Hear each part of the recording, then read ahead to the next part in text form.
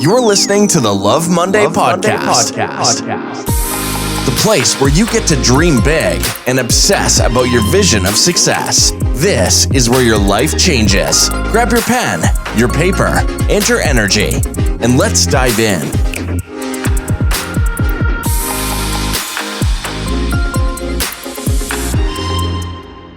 Hey, welcome to the Love Monday Podcast. I am your host, Shauna Kay. I am a lifestyle design coach and brand cultivator. I am committed to helping visionary people find their purpose, uncover that thing, and get it out here into the world. But none of that matters right now. All I want to do today is talk to you about this notion of stuck. Okay, look. So here's what I was thinking about. I have been working with entrepreneurs or visionary type people for the past 15 years, and that is no short amount of time. So I have come across a lot of different types of people and a lot of people that are on the same journey, just at different places along the journey. That's how I could identify that really my people are visionary people, right? So if I slow that down and think about it for a minute, I've talked to people who are entrepreneurs and that are just starting, people that are solopreneurs, people that are trying to build corporations, people that think they have corporations and don't really, people who are trying to build personal brands, people who are trying to be influencers with nothing to influence from, people who are trying to change narratives in cities and states. Like I've worked with all kinds of people in all kinds of ways. And here's something that comes up relatively frequently. One of my strengths, and when I say strengths, I'm talking about the Clifton Strengths Assessment. If you have never taken it, you can take it at gallup.com, GALLUP.com. It does have a cost, but it is definitely worth the doing. So if you have never taken it, I highly, highly recommend it. It's something that I require for all of my students, all of my clients. Nobody's going to be able to work with me without knowing what their strengths are, and then really for me to know what their strengths are. So I have a top 10 strength of ideation. So what does that mean? Ideation is I am cursed and blessed with the ability to be able to come up with ideas for people. That's what makes me a good consultant. That's what makes me a good teacher. That helps me kind of help people, create and cultivate their brands and also to get unstuck from their problems. So back to this word unstuck, back to the top of this thing. As we think about this word and juxtapose that to what I just told you about my strength set, and the people that I've worked with over the course of the past 15 years, how many times do you think I have told somebody something to do or try or buy or attempt or experiment with or anything, and they have not done it? Somebody that's listening to this said 0. You assume that every time I tell somebody to do something, they do it, right? No. 100% of the time, the first time I tell somebody to do something, ask them to do something, they always say no. Why? Because while I understand that visionary people are my people and I am absolutely called to help them, because I know that, I also know that visionary people are like, in high school when there was the most likely to award. Yeah, visionary people are the most likely to ignore advice from a trusted source that they hire. Why? Because they always think there's another way. That's a beauty of being a visionary though, right? Like you always think there's another way to do something, which is good because if you get stuck somewhere, your brain will often try to find another solution out of it and you won't just get stuck in the mud, so to speak, so you're not just standing still. At the same time, at the point where you hire someone or you inquire after someone to ask them what to do, what sense does it make then to not do it? And I don't want this to sound like I'm a know-it-all because I'm really not. I'm wrong a lot. I don't know everything, but I do know my people and I have spent a lot of time in the industry cultivating a lot of experience. So I love to think that I've created this lovely nexus of being able to answer questions, give insight, and also challenge and push forward with this gift of, or strength, not gift, strength of ideation that I have for my, Clifton Strengths test. So then that kind of brings me back around again to this word of being stuck. Hey, what if I told you you could actually quit your job and not just keep thinking about it or threatening to do it or telling all your friends and family that all you want to do is quit your job? Look, I started this thing called the Quit Your Job Academy. That's right. I'm teaching people how to quit their jobs. That's what we're here for, right? Changing lives and quitting jobs. So, I always say I'm the quit your job advocate. If you are ready to quit that 9 to 5, you ready to make the change in your life to go from working for somebody else, from trading your time for some dollars to creating a life of freedom, I want you to head over to my website, theshawnak.com, and click on the link anywhere on the page that says Quit Your Job Academy. You can join. It's only $20 a week. We're giving out the framework. We're creating the formula for your exodus, your exodus. That's right. We're getting you out of there if that's not where you're meant to be. Go to the website today, theshawnak.com, and click on Quit Your Job Academy. This is your exodus. It's time to go. I cannot tell you the number of times I've seen people on social media, particularly, or I catch up with them at some other point in life, that we've had a consultation and, I wasn't the right fit for them at the moment, most likely because of budget. And they're still doing the same thing. So it brings me back to this resounding refrain of, you still stuck, huh? And it's not shade, right? It's more like, if you had done one thing that I suggested, or two things that I suggested, three things, because in every consultation I give away something free. It's just kind of my philosophy. Then maybe something would be different. So instead of circling the same drain, maybe the way that you see life, maybe the way that life is seeing you could and would be different. Now, for those of you who stuck around this long to hear that whole story, here's what I want to talk about for the rest of this episode. Being stuck is not the problem. Stuck happens to everybody. The process by which you get unstuck is the challenge. Here is the key. Every unstuck process requires and needs a teacher. It needs a process. It needs guidance. It needs a framework. It needs a system. It needs a reason, a method, and a way. Saying, I'm going to get myself unstuck. Think about sinking in the mud. Whatever, out in the forest, the rainforest, and you're on an expedition, right? And you start sinking into the mud. You probably can't get yourself out of the mud. What you need is probably someone on the side that's standing on solid ground. Now, they're still in the jungle. They don't have it all figured out. There's no helicopter coming for an ultimate rescue. But at this moment, that person has solid footing. And they can extend a branch to you to help get you out of this sinking mud, right? That is what I mean. Being stuck is very much like being in the mud. And so then how do you get out? You can't think your way out. You can't self-problem solve your way out. You've got to introduce, here's really the key. You've got to introduce new information into the situation that's going to allow you to be rescued from the place where you are stuck.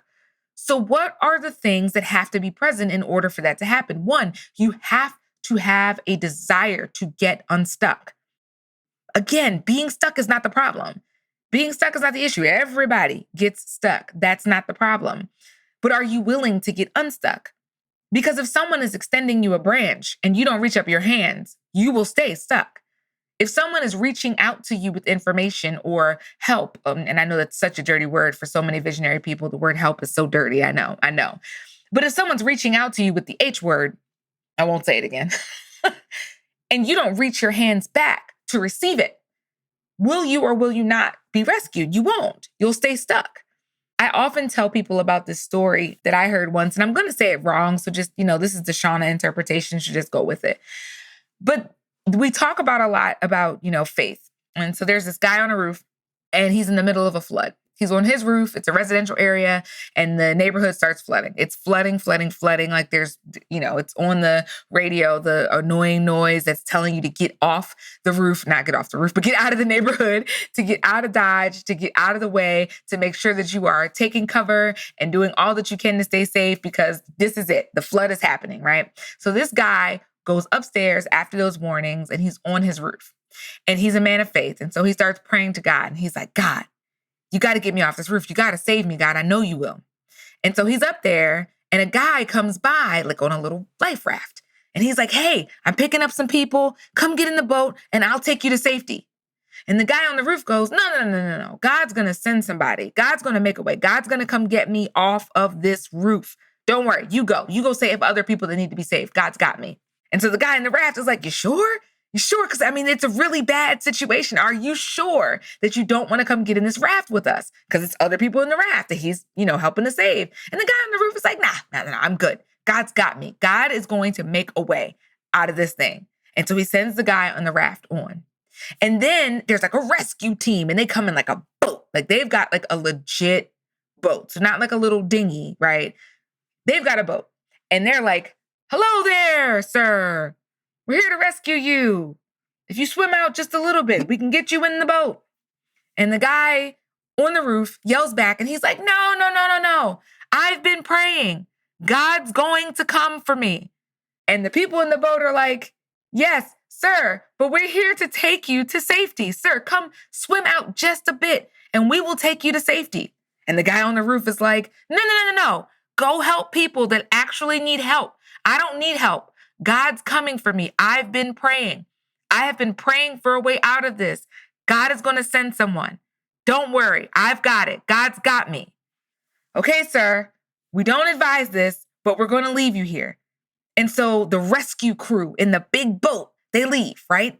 Meanwhile, all this time, the flood is getting higher and higher and higher. And so the guy on the roof, he's like, Lord, what are you going to do? God, you got to come get me. You got to rescue me, God. God, I'm relying on you to come get me. I'm praying. I'm activating my faith. I'm praying. Then a helicopter comes over above. The helicopter comes over and they call down from above and they go, hello, sir. Sir, we're here to rescue you. Sir, just reach up. Grab the ladder and we're going to carry you to safety.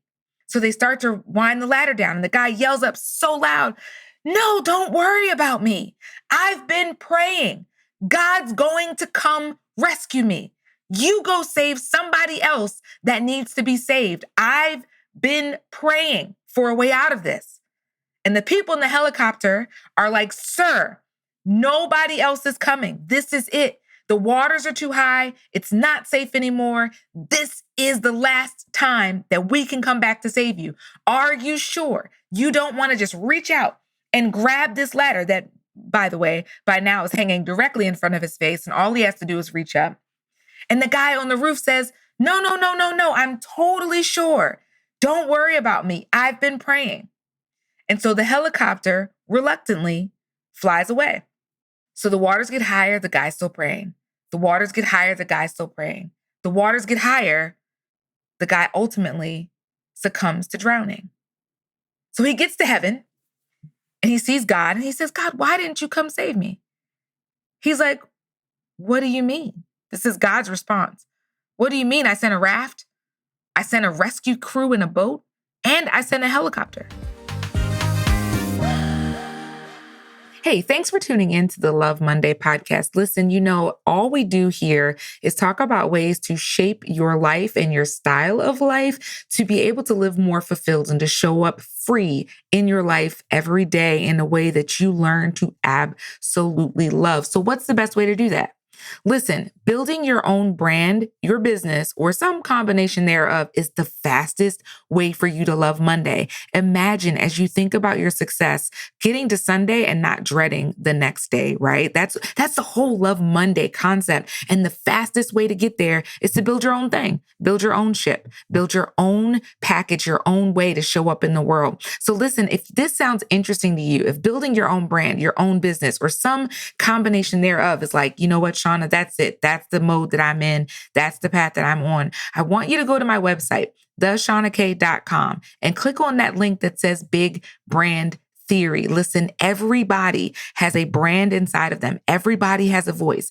Everybody has something that they were intended to say in this world. And this master level course that I created is designed to get that thing out of you, that thing that you were meant to say and do in this world, to get it out of you and get it into the world so that you're not just thinking about it anymore, but you're actually living the life of freedom and the lifestyle of freedom that you absolutely deserve. Listen, while making money along the way. Make sure you go there, theshaunak.com, click on Big Brand Theory, and get more information about this life-changing process. So I'm saying that story to give you this picture. Sometimes the rescue that you need to get unstuck is right in front of you.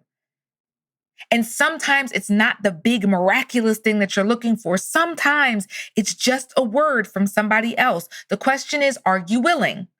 Are you willing to be rescued? Because without your participation, the rescue will not happen. You being unstuck will not happen. You will stay stuck, and there's nothing that anybody can do. You can pray about it all you want. You can call on whoever you want. But if you are not willing to be rescued, the rescue will not happen. So that's the first thing. You've got to be willing. The second thing is you've got to be looking. Willing first, looking second. Now listen, everything that comes out of everybody's mouth is not meant to get you unstuck. Okay, listen, there's a lot of bad advice out here. There's a lot of people saying a lot of things, and I can't stop that. I can't make that any less true or valid. We live in the era of the internet and social media. People can pop open their phones and become experts on anything, and I'm not here to, mitigate any of those things. But if you are looking, if you're already willing and you're looking now, then the right thing for you will come up as validation, okay? It won't come up necessarily as new information, but it will come up as validation for something that might be very low and buried down, right? So listen, when you are stuck, a lot of the time, there's something kind of rumbling on the bottom that's like a notion, an inkling, so to speak, something that's kind of giving you an unction or so, like if I can borrow that word really quickly, it's giving you an impression that maybe this thing that's kind of almost like tingling. I wish you could see me, like this is so funny. It's like tingling on your right side, right? It's almost like it's just like a low murmur of something that kind of keeps coming up. So then when you're looking, what you'll start to see is that something will come to confirm that thing that you're feeling is like a low murmur, that thing that kind of keeps coming up inside of you, down on your right side or wherever it sits on your inside, right? When you're looking, something will come to confirm that thing. So first you're willing, now you're looking, you're just on the lookout for the rescue. You're on the lookout for what is going to get you unstuck, right? And so then the third thing is being willing to work through it. Okay? Work through it. So being willing to be rescued, being on the lookout, and working through it. Because listen, getting unstuck requires effort on your part. There's no scenario, even in the beginning story, there's no scenario in which it's not going to be difficult to swim out. It's not going to be challenging to maneuver off of a roof and into a raft and not tip it over and deal with other people. And not just that, right? But dealing with the aftermath of coming out of being stuck. There's always something. Being stuck on a roof is difficult. It's challenging. Watching other people around you not make it, it's difficult. It's challenging. So in this case, being willing to work through it, willing to rescue, looking for what is coming to confirm, but then also working through it.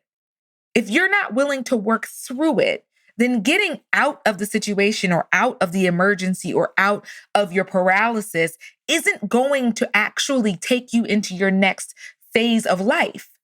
And that's the ultimate goal here. The ultimate goal here is to get you into your next phase of life, closer to this vision of success that you have for yourself. So with that in mind, it takes effort. Now, when I talk about effort, I don't mean in a punitive way. This isn't about you setting out to punish yourself for being in the situation in the first place.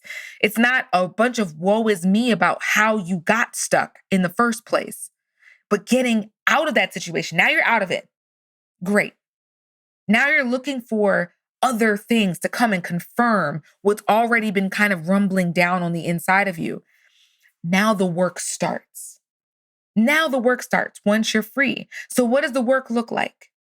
It looks like seeking wisdom. So here are three things. I'm going to give you three things about what the work looks like. What does doing the work looks like? If you don't have your pen, if you don't have your paper, I know we say it in the beginning, go grab it right now. Just put this thing on pause or walk to it with your headphones. Go grab it right now because this is the good stuff. The first thing to doing the work is seeking out wisdom. Now, let's talk about wisdom.